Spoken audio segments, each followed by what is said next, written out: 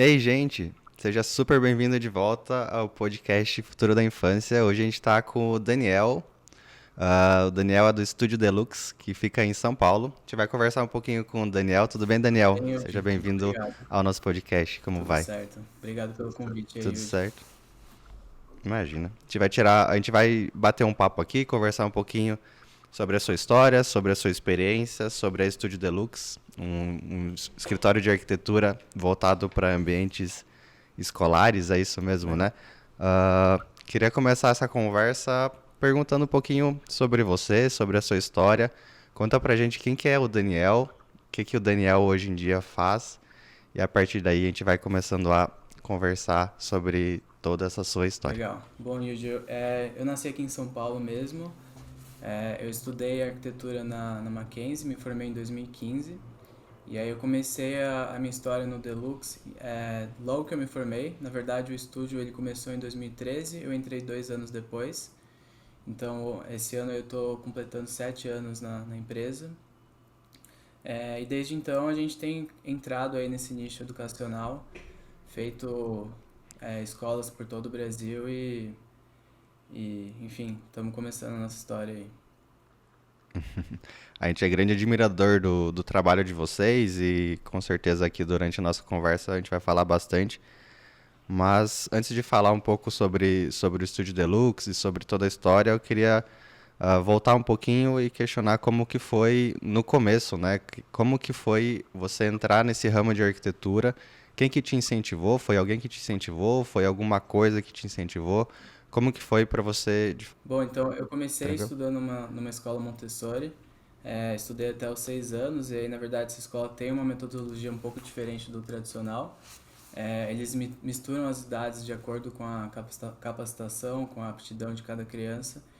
E eu acredito que Legal. isso foi um começo muito importante para mim, porque ele dá um desenvolvimento dessa parte criativa. E talvez tenha sido o que levou aí a eu seguir nessa carreira. E aí, a partir disso, eu sempre curti muito essa parte de mão na massa, de arte, de desenho. Tive uma influência muito grande cultural da minha família também, que eu sou descendente de japonês, acho que você também, né? Então, Eu sou desde também. cedo eu comecei a mexer com origami, com essas coisas mais manuais. Que legal.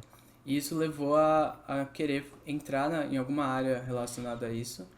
E a arquitetura eu vejo que é uma coisa que eu posso expressar essa arte e fazer uma diferença na vida das pessoas. Então, essa junção de habilidades e desejo eu encontrei na arquitetura.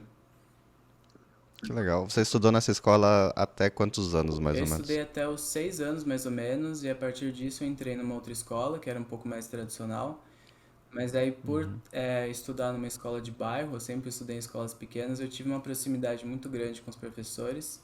Então, essa é uma memória que eu tenho muito boa, assim, da minha infância, de ter uma amizade com os professores. E também algo que eu acho que reflete hoje no meu trabalho de escola, é que eu sempre tive um contato muito grande com a cidade. Então, a gente sempre teve essa coisa do brincar na rua, brincar no parque.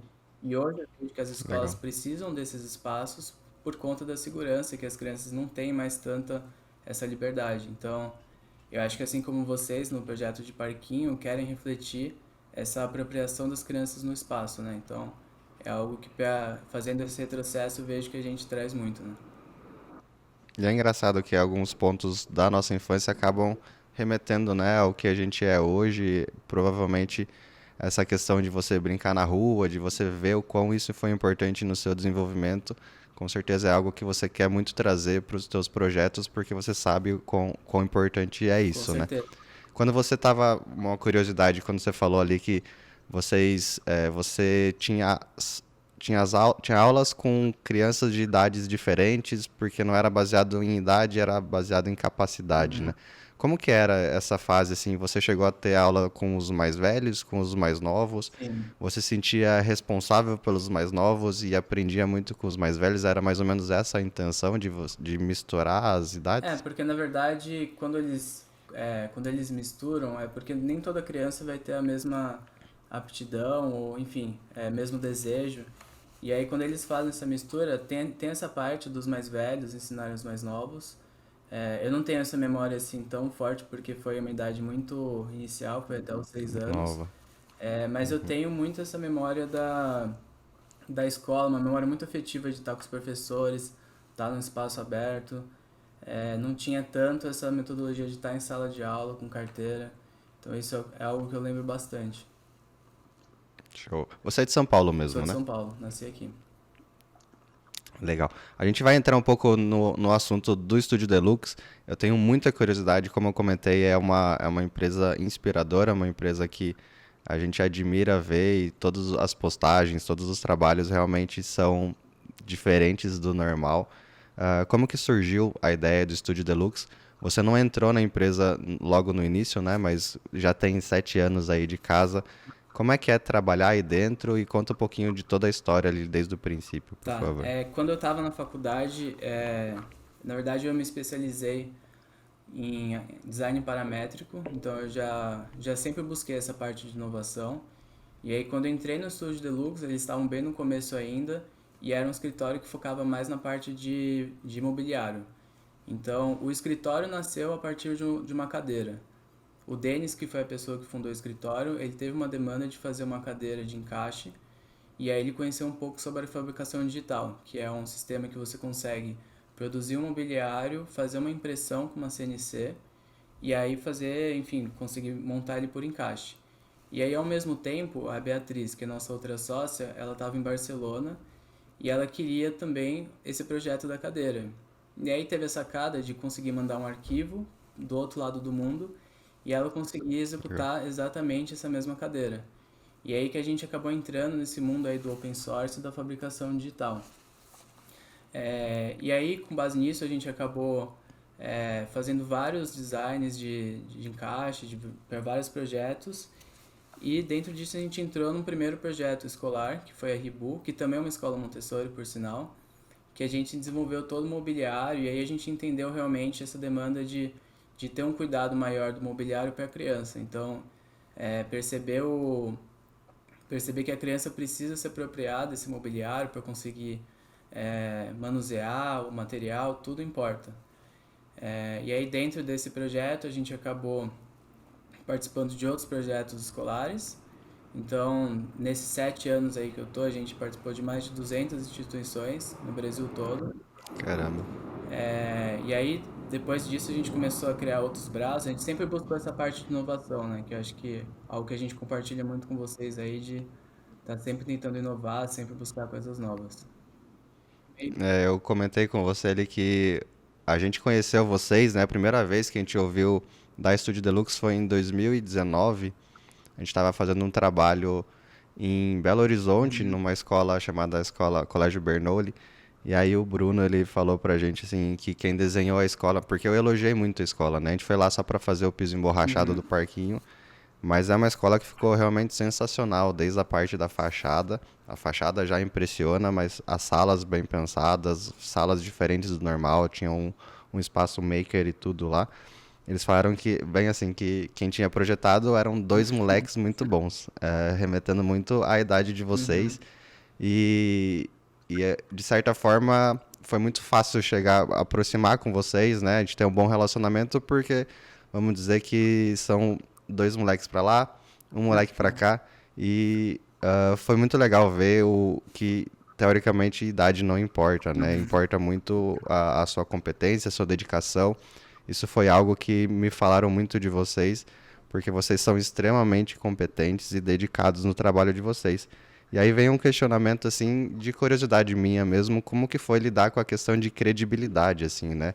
São pessoas jovens, são pessoas que estão lidando com diretores de escola, estão lidando com instituições bem grandes, né? Vocês já fizeram um trabalho para empresas muito grandes e até em outros países. Como que é lidar com essa questão de credibilidade atuando desde jovens? Tá. Esse é um assunto legal porque a gente sempre passou por isso, né?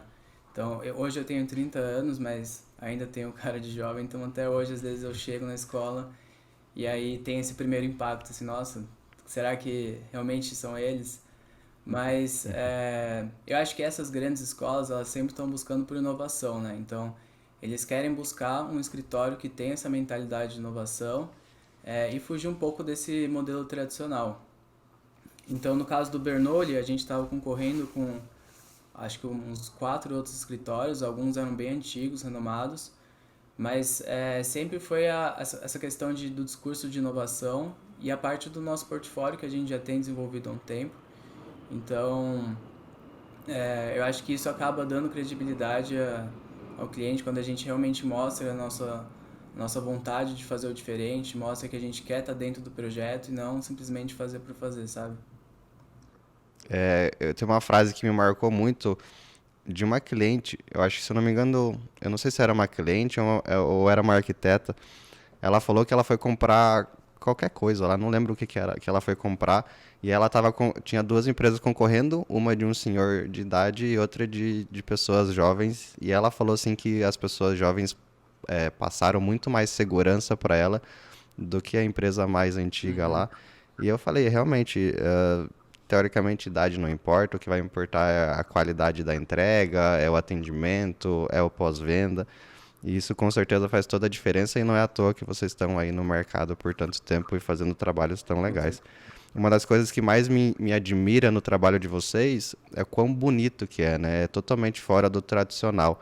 E aí eu trago uma frase que tem no site de vocês, que eu gostei, e acho que faz muito sentido com o que a gente vem conversar no nosso bate-papo, que vocês falam assim, nós promovemos tudo aquilo que consideramos inovador, capaz de surpreender e inspirar os outros. A palavra inovação, você acha que é o que mais move vocês, assim? O que significa essa palavra inovação para o Estúdio Deluxe? Com certeza. Até porque, como eu falei, o escritório nasceu dessa parte de inovação, né? Da gente querer fazer o diferente, querer compartilhar. Porque assim, quando a gente teve esse projeto da cadeira, a gente poderia muito bem comercializar ela e acabar por aí a história. Mas na verdade a ideia foi compartilhar esse arquivo com o mundo. Então a gente é um escritório muito colaborativo, a gente quer fazer a diferença a partir dessa troca de informação. E eu acho que é isso que sempre moveu a gente. Então, a todo momento a gente quer fazer o diferente, quer buscar novas formas de fazer arquitetura. E aí, por falar em colaboratividade, a gente sempre tenta trazer para dentro do projeto o corpo pedagógico de cada escola, né? Então, para a gente, o reflexo do nosso projeto é a metodologia pedagógica, não é simplesmente a gente criar um espaço só por ser bonito, só por ser lúdico, tem que ter um propósito por trás, né? E essa parte da participação dos professores, diretores, coordenadores, e às vezes até as crianças é algo que a gente gosta muito e, e é fundamental. E até por isso, se você reparar nos projetos, não tem uma identidade única, né? Não é aquele escritório que segue aquele padrão que todos os projetos são iguais. E é justamente por isso, a gente quer refletir o que cada escola representa e não ser só um projeto arquitetônico por si. Faz muito sentido. Quando nessa mesma frase que eu acabei de citar, tem uma outra parte ali da frase que você fala que vocês querem muito inspirar os outros, né? E quando você fala em inspirar os outros, não adianta você fazer algo para você que pode acabar nem atendendo os outros. Então é importante entender o que esses outros querem. Então você comenta muito, né, de conversar com os professores, conversar com os diretores, conversar com as crianças antes mesmo de iniciar o processo. Como que funciona todo esse processo de criação de vocês? Quanto tempo antes é necessário ser feito? É sempre necessário conversar com eles antes, fazer um briefing bem estruturado? Ou muitas vezes vocês acabam realmente realizando e depois só fazendo modificações? Não, é sempre muito necessário a gente entender do pedagógico quais são as demandas, né? Até porque vai variar muito de uma instituição para outra. Então, desde o nosso primeiro processo de projeto é fazer essa dinâmica. Então, a gente puxa as pessoas que estão mais à frente do pedagógico, a gente participa com o professor, com o diretor, a gente entende com todo cuidado as demandas que eles têm. Às vezes, a gente faz dinâmica com as crianças, que é o mais legal, porque Que é de legal. fato o usuário do espaço, né? Então, o nosso projeto é sempre para as crianças, então é muito importante entender o que elas precisam, o que elas vão utilizar no espaço. E aí, Quando vocês vão fazer uma escola nova e aí não tem crianças, aí vocês acabam buscando outras crianças ou aí não envolve as crianças nesse uma processo? escola nova normalmente é o próprio pedagógico que dá as demandas, porque normalmente quem está fundando uma escola já tem alguma experiência de algum outro investimento. Claro.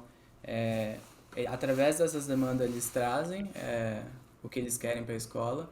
E como a gente já passou por várias outras escolas, a gente faz algumas provocações em brainstorm para entender o que realmente precisa, algumas ideias. E eu acho que é esse trabalho conjunto aí que a gente acaba tendo o resultado final do projeto, né? Vocês têm algum momento marcante, assim, durante todo esse processo de design thinking, de brainstorming, que você consegue trazer de, uma criança participou e aí comentou sobre alguma coisa e aí gerou alguma ideia, por exemplo, para vocês? Tem alguma coisa que dá para você trazer? É legal porque a gente fez um espaço numa escola aqui em São Paulo e a gente trouxe crianças de diferentes idades para fazer esse brainstorm, né? Então, é engraçado como você percebe a diferença de ideias aí das crianças pequenas para as maiores. Aí vem sempre algumas coisas engraçadas. Às vezes eles pedem máquina de sorvete, pedem umas coisas nada a ver. Mas tem muito também do que eles realmente entendem, do que eles precisam. Eles falam, às vezes eu preciso de uma lousa para desenhar, às vezes eu preciso de uma cadeira em conjunto para conversar com meu amigo. Então, eles realmente entendem o que eles precisam para utilizar no espaço. Isso é bem interessante. Deve ser muito divertido, né?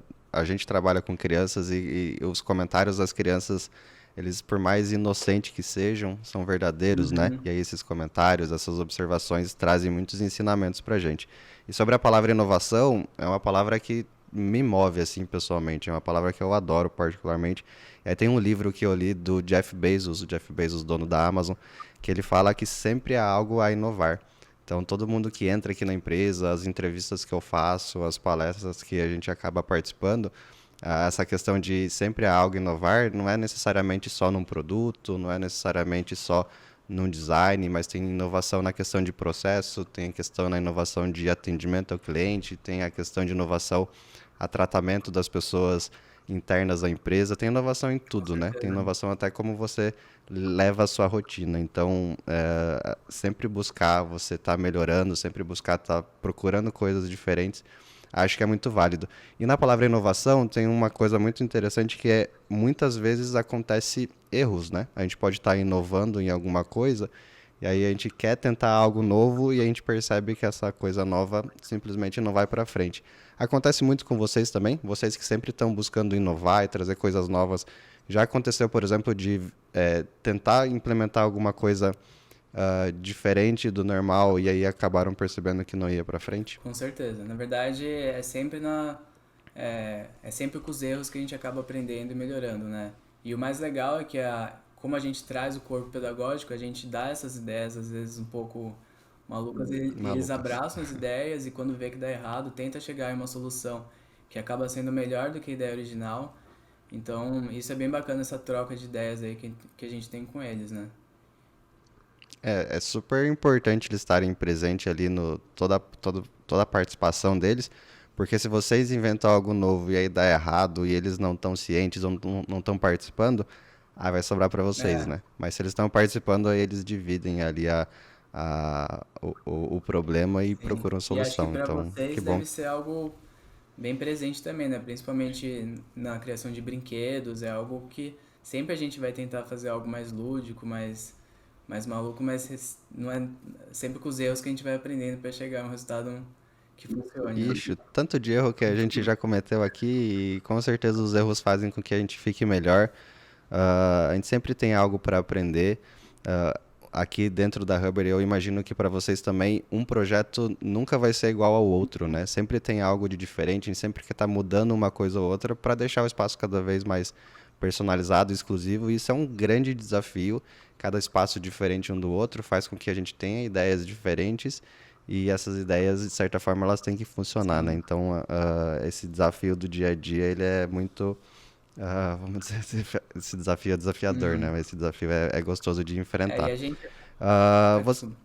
E a gente acaba pode passando falar. muito também de cada local, né? A gente tem que se adaptar à cultura local de cada projeto. Então, como a gente já passou por projetos no Brasil inteiro, quando a gente faz um projeto para Curitiba, é muito diferente de fazer um projeto para Teresina, por exemplo. Então, parte do briefing é entender essas demandas culturais, climáticas, questões habituais das crianças. Porque isso realmente varia Isso faz muito, né? A sentido. gente está habituado aqui com a nossa cultura de São Paulo, mas, por exemplo, quando a gente fez uma escola em Teresina, no Nordeste, a gente viu que todas as crianças tomam banho todos os dias ao meio-dia. Então a gente não pode fazer Olha um só. projeto de um vestiário como aqui em São Paulo, que as crianças não tomam banho, é só para caso emergencial. Ou em Curitiba, por exemplo, que a gente queria colocar um water play, que é aquele brinquedo que joga água do piso. E aí as clientes falaram, não, nem pensar, que é muito frio para ter É o muito brinquedo. frio. E como é que você vai saber dessas coisas se você não tem contato direto ali com o responsável e entender um pouco da cultura local? Que interessante isso. Vocês já fizeram trabalhos em. Você sabe quantas cidades já foram? Ou vocês já fizeram trabalho em todas as regiões do país? Tem alguma peculiaridade, assim? Você comentou duas, né? Dessa questão do vestiário. Tem alguma outra que você acha legal também, que marcou vocês? Falou assim, caramba, eu não fazia ideia que era assim? A gente fez projeto em todos os estados já, alguns bem pequenos em estados distantes, mas é sempre a questão climática, eu acho, que interfere muito. Então, tem lugares, a gente está fazendo uma escola em Aracaju que é muito quente, então a gente tem que pensar nessas áreas sombreadas. Recentemente, a gente está fazendo uma escola na Índia, então muda completamente o cenário. Caramba, que Até legal. por questões de recursos, né? A gente não consegue propor uma arquitetura que eles não vão conseguir efetivamente construir. E lá na Índia, a reunião que a gente teve com o cliente foi principalmente dessa questão climática, porque lá é muito quente, então a gente tem que pensar nesses elementos de ventilação cruzada, de cobogós, e é um projeto que está sendo bem interessante aí, principalmente pela essa diferença cultural, né, que a gente vai aprendendo muito, na verdade, com o cliente. Se tem diferença cultural entre estados do Brasil, imagine diferença cultural com outro país, né? Exatamente. Como é que está sendo lidar com esse desafio? Vocês já têm. Como que eles que te encontraram? Ou vocês que foram atrás deles? É um projeto. É um projeto que você acha que é totalmente diferente do que vocês já fizeram? Totalmente diferente. Na verdade, ele encontrou a gente e está sendo um projeto social que a gente está fazendo para eles. Eles estão fazendo crowdfunding Muito legal. para ter essa arrecadação para conseguir construir a escola. Na verdade, já é uma escola lá, só que eles têm uma estrutura que é um galpão metálico. Então, imagina no calor da Índia você ter uma aula no galpão. Caramba. Então, eles estão com essa demanda de fazer essa reforma, fazer essa construção nova. É, e aí é legal porque é um lugar muito distante da Índia. A gente, quando ele mandou a localização, não tinha o nome da cidade para jogar no Google Maps e achar. Ele passou a Caramba. coordenada e na coordenada você vê Coordenada. que é realmente muito isolado assim. E é legal a gente poder ajudar assim que é o que eu te falei, o nosso objetivo é sempre através da arquitetura ajudar as pessoas. E aí realmente é algo que a gente está conseguindo fazer nesse caso da Índia. Nossa, muito show. A gente vai voltar a falar um pouquinho sobre essas questões, objetivos da Studio Deluxe, mas caramba, que legal trabalhar com o projeto da Índia. Eu tenho um sonho particular de poder atuar fora do país. Eu imagino que deve estar sendo super gratificante para vocês estar tendo essa experiência só de entender e conhecer uma nova cultura. Vocês são em quantos na empresa, no Studio Deluxe? São quantas Hoje a gente pessoas? está em 29 pessoas. E a Legal. gente, na verdade, tem uma empresa, depois eu vou entrar mais a fundo, mas tem uma empresa que nasceu dentro do Deluxe, que chama Baia, que ele tem, acho que 14 pessoas. E aí, Então é 29 mais 14, ou as 14 estão não, nessas 29 29. mais 14. E é legal que quando eu Show. entrei em 2015, eram 4 pessoas, o escritório era na garagem do Denis, que é a pessoa que fundou o escritório, e você vê nesses 7 anos como a empresa cresceu, né?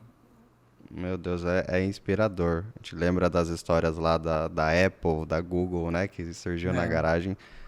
Ele deve ter. Bom, já conheci ele, já conversei, é uma pessoa sensacional. E o quanto de história que vocês devem ter vivido ali nesses anos. Então, a próxima pergunta era justamente sobre isso, né? Então, você comentou, antes a gente estava conversando sobre os braços da Studio Deluxe. Você falou que vocês começaram olhando muito para esse lado imobiliário, de imóveis, e depois veio a Baia. A Baia nasceu, foi o quê? 2020, 2021, mais ou menos? 2021. Você consegue comentar um pouquinho da diferença desses braços da Studio Deluxe? Então tem um de imóveis, tem outro de arquitetura e tem outro mais voltado para material didático, Isso. é Então, isso? na verdade, a Deluxe a gente foca nessa parte de projetos arquitetônicos, como eu já comentei. Aí nasceu a Mono Design, que na verdade é uma outra empresa focada para a linha educacional de mobiliário. Então a gente criou uma linha de móveis que atende sala de aula, atende lounges, refeitórios. E aí sempre pensando nesse cuidado do, como eu comentei, do material, do acabamento, para a criança conseguir sentir que é um móvel feito especialmente para ela. Então o peso do móvel, tudo isso a gente pensa com muito cuidado. E Legal. aí a gente tem um cliente que é recorrente que eles chamaram a gente para fazer um workshop sobre fabricação digital dentro da escola. Então a gente acabou entrando tanto aí nesse meio educacional que eles convidaram a gente para fazer essa experiência.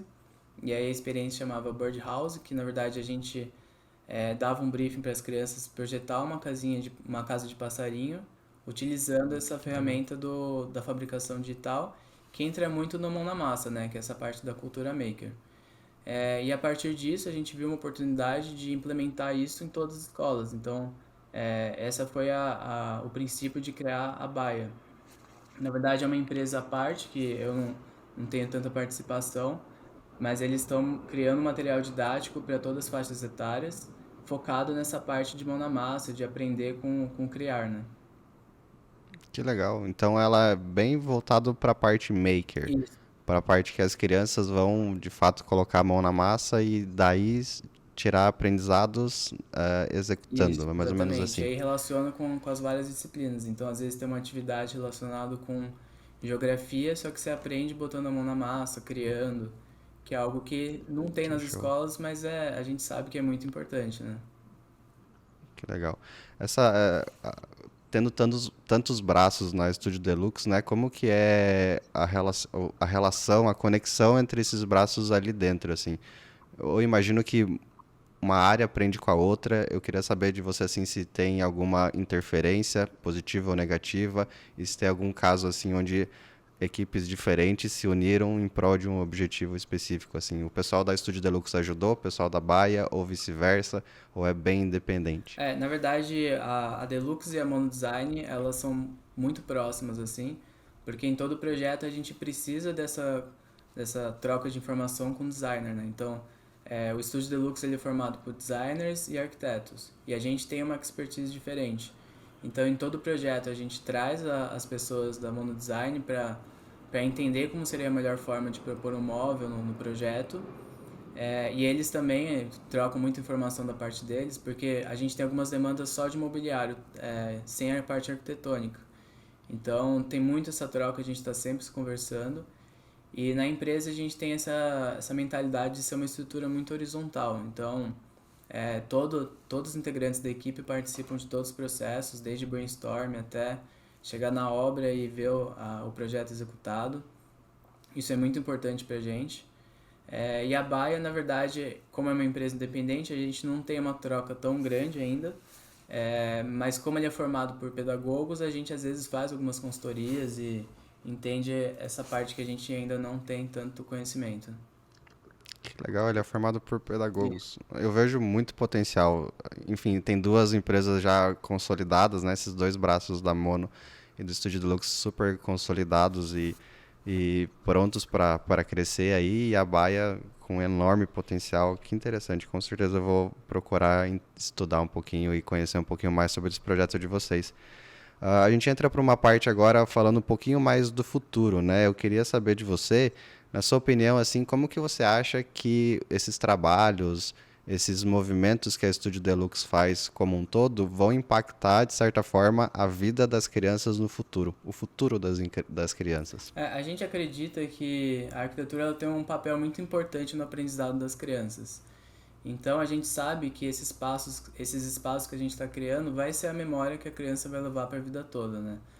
Então a gente pensa muito em como criar espaços coletivos, espaços que as crianças vão socializar e se desenvolver, para conseguir criar essa memória afetiva que elas vão ter para sempre, né? Isso vem muito do nosso objetivo, que na verdade desejo de um dia criar uma escola sem paredes, que hoje não é possível por várias questões legais, Então a gente tenta pensar fora da sala de aula, trazer a aula para espaços externos, espaços comuns internos. E acho que vem muito do que vocês fazem também na criação de playgrounds, né?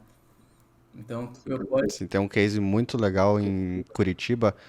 Depois da pandemia, tinha um parquinho gigantesco na frente da escola e eles acabaram tirando esse parquinho um pouco mais tradicional, né?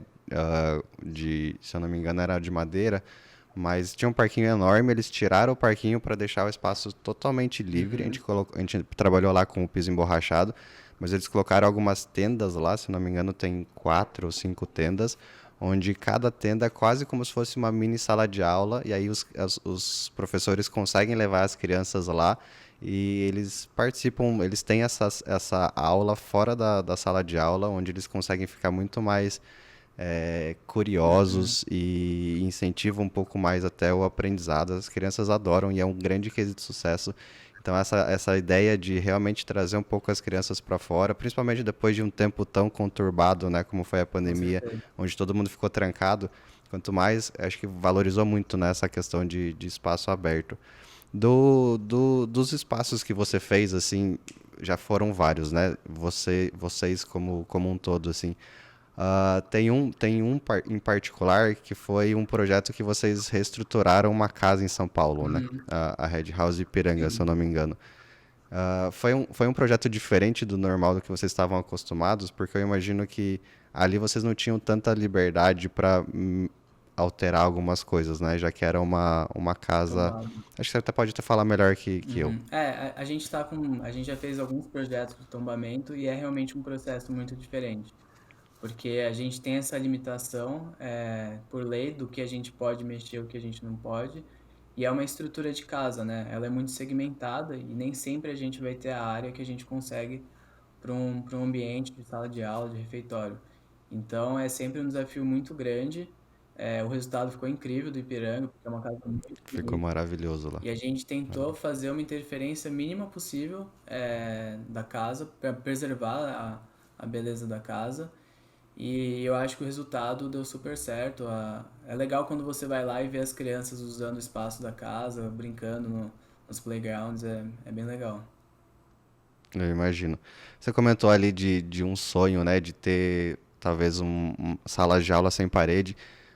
Ainda não é possível, né? Você comentou por algumas questões de regulamentação. Tem alguma outra coisa que você vê muito lá fora ou vê em outras escolas nacionais ou internacionais que vocês queriam muito implementar? É um desejo, é um sonho de vocês, mas de certa forma ainda não foi possível, seja por leis ou por verba ou por alguma outra coisa? Eu acho que o principal, que na verdade acaba travando um pouco os projetos aqui, são essas leis de Secretaria de Educação, de Prefeitura, mas conhecendo essas leis, eu acho que a gente tem muita liberdade para propor algumas coisas diferentes, algumas coisas até de referência de fora do Brasil. Essas últimas escolas, eles estão muito abertos a novas ideias, então a gente está tendo essa liberdade. E o que a gente tenta fazer sempre é não propor um espaço que tenha um uso definido para cada ambiente. A gente tenta dar essa liberdade para a criança descobrir o que ela quer fazer. E é muito interessante quando você vai na escola depois que o projeto está pronto e você vê que as crianças vão se apropriando realmente do espaço. Então, um ambiente que é livre, eles começam a pendurar os trabalhos, fazer algumas coisas diferentes. Então, realmente vira o espaço Legal. dela, sabe? Não vira um espaço que tem uso definido de parquinho, de sala de aula, elas vão se apropriando. Ah, que massa. Tem um projeto que a gente fez, a gente instalou, se eu não me engano, tinham 3 camas elásticas no mesmo espaço, e foi interessante ver que as crianças mais novas utilizavam as camas elásticas de uma forma, que é Uhum, brincando, pulando, correndo. E depois a gente viu algumas outras fotos de crianças maiores, assim, crianças quase adolescentes, onde eles sentavam na cama uhum, elástica e ficavam conversando entre si. legal. Então, o mesmo espaço, pessoas diferentes, crianças diferentes conseguem utilizar de formas diferentes. E isso traz liberdade, né, para você. A gente fala muito, né, de liberdade de criação. Acho que vocês falam isso bastante também. Você usar o espaço de maneiras diferentes. A ideia de um parquinho que você vai um dia, brinca de uma forma, vai no outro dia, consegue brincar de outra forma, vai no outro dia, e brinca de outra forma. Isso incentiva muito a criatividade delas. Essa questão de referências que vocês buscam, você tem alguma escola favorita, pode ser de vocês, ou uma escola favorita fora de vocês, que você viu já lá fora, ou viu aqui no Brasil, que você fala que é uma escola realmente inovadora, inspiradora, que você admira? Da nossa parte, pra mim, assim, a favorita tem sido a última que a gente fez, que é a Red House Vila Lobos. Não sei se você acompanhou as fotos nas redes sociais, que foi um projeto, Eu acho que eu vi alguma coisa, eu acho que eu vi alguma coisa. que é Aham. um projeto, Painel ripado de madeira, é isso? isso, que é um projeto que eram dois galpões, lá tinha 8 mil metros quadrados de área construída e 11 mil de terreno. E pra mim, assim, foi muito especial quando eu visitei o lugar, que era um galpão todo destruído, todo. Eu vi a foto desse galpão destruído, eu achei Exatamente. a diferença. Nossa, eu E vi. aí você ter essa percepção do antes e depois, de entrar no espaço e ter essa cara de indústria, e aí hoje ver um espaço lúdico com criança brincando. Então essa transformação que a gente tem feito nesses imóveis, para mim é algo bem especial. Que legal. Bom, esse antes e depois marca muito, né? Sim, A gente faz um pequeno espaço da escola e o antes e depois já impacta. Eu imagino vocês o espaço inteiro. Deve ser muito, muito legal. E eu queria finalizar falando sobre um post no Instagram de vocês. Esse post, eu não sei se você se recorda, mas é um post que diz assim: o que faz você ser quem você é. E aí vocês colocam, isso falando, né, do Estúdio Deluxe, vocês colocam 5 pontos que eu achei fenomenal, assim, que é um ambiente aberto a novas ideias, é um ambiente que faz investimento em conhecimento, vocês incentivam o empreendedorismo, vocês escutam os clientes e vocês têm um baita planejamento estratégico. Então isso faz a Estúdio Deluxe ser quem a Estúdio Deluxe é hoje. É impressionante assim como a cabeça de vocês e como vocês pensam, dá pra ver que vocês estão muito à frente da média, assim, e é por isso que hoje vocês são referência no mercado. Eu queria saber assim se você pode comentar um pouquinho aonde que vocês querem chegar, o que mais vocês querem fazer, já que vocês já vêm fazendo tanto. então, como eu comentei, o nosso objetivo é sempre fazer a diferença, né? A gente se tornou arquiteto para fazer um mundo melhor. Então, o nosso objetivo tem sempre sido fazer projetos sociais, como o da Indy que eu comentei. Agora, com uma estrutura maior, a gente está ganhando mais espaço para conseguir fazer esses projetos.